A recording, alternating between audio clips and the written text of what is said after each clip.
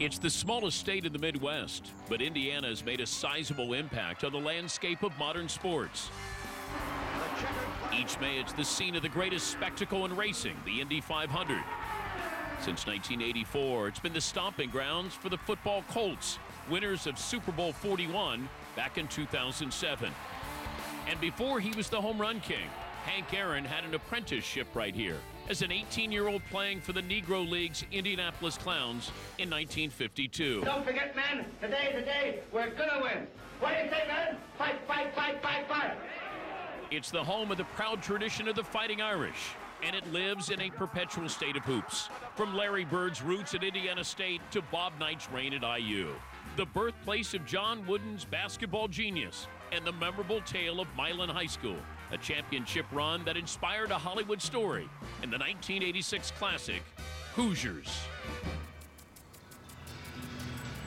7 miles from Lucas Oil Stadium sits the most storied venue in American motorsports, the Indianapolis Motor Speedway, better known as the Brickyard. And the NBC Sports Network is the cable home of the IndyCar Series. Indianapolis was awarded this game back in 2008, and this city became a prime example of just how that Super Bowl can impact a community. Here's Alex Flanagan. They are lasting labors of love. Gifts for each volunteer. A symbol in Colts blue and white of legacy projects both bold and beautiful. 82-year-old Bev Meska amazed herself by knitting 250 super scarves. I knew they wanted 8,000. I couldn't imagine them getting to 8,000. I just wanted to do some to be a part of it.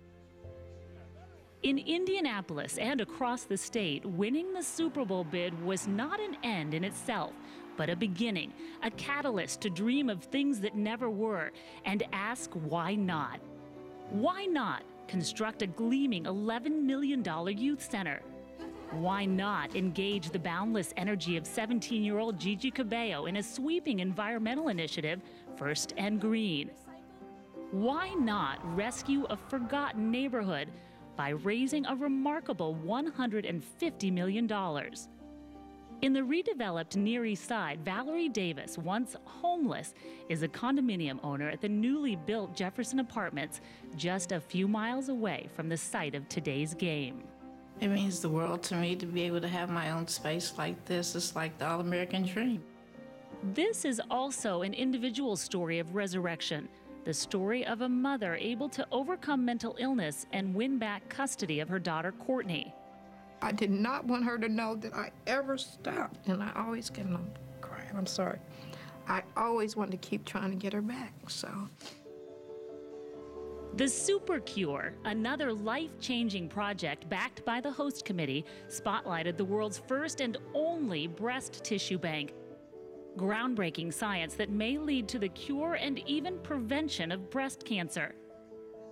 An innovative image campaign raised high the contributions of local heroes like Tracy Runge, the mother of 3, who had already donated normal breast tissue to the Komen Tissue Bank when she learned 3 years later in 2010 that she had breast cancer. And I'm like, Lord, what's my purpose? I know there's a reason for this. Because I didn't want to say, why me? Why not me? Dr. Sue Clare is one of the founders of the Tissue Bank. She's dealing with a diagnosis of breast cancer, and yet she thinks to call us and ask if she can donate.